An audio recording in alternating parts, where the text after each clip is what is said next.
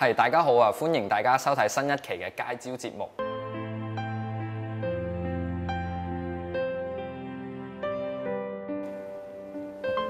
咁其實講到而家呢個舊愛都酒店活化計劃啦，咁我哋學聯咧其實就係非常之歡迎嘅，因為演藝學院嘅學生佢哋除咗要有呢個上堂學習用嘅場地之外咧，佢哋對呢個佢哋嘅表演啦、佢哋嘅排練啦咁嘅一啲場地，亦都係相當之有需要嘅。咁就我哋認為呢個舊愛都酒店活化計劃設計嘅同時咧，咁就希望有呢啲相對一系列嘅一啲專業表演場地啦、音樂廳啦、表演廳啦，或者一啲相關嘅專業嘅燈光啦、音響咁一啲練習設備俾佢哋提供嘅。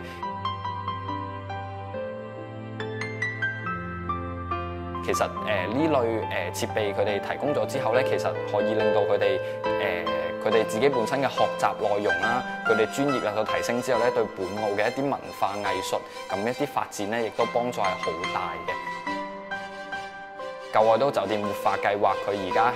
仲係設計當中啦，咁就仲未係落實或者去推動嘅。咁其實就短期嚟講咧，演藝學院嘅學生都好需要相關嘅一啲場地俾佢哋做一啲表演啊、上堂啊、練習咁所用嘅。咁其實睇翻塔石隔離有個玻璃屋咁嘅一個場地嘅，咁可能喺上面可以作一啲少少嘅改動啦，或者將佢嘅原先嘅性質改變啦，安排去俾一啲學生佢哋作為一個短期之內嘅一個用途，咁就解決佢哋現時嘅一個空間啊、上堂啊、場地緊縮嘅一個情況。咁其實睇翻而家澳門嚟講咧，只有理工學院有呢個高等教育嘅一個藝術學位課程提供嘅。其實如果未來資源許可咧，咁演藝學院都係可以考慮下加開呢方面嘅專業嘅一個高等教育嘅一個課程，咁就俾一啲本身佢之前嘅一啲演藝學院中學課程嘅一啲同學，咁就響澳門繼續升學啦。咁亦都為推動成個澳門嘅一個文化藝術嘅專業得到一個幫助嘅。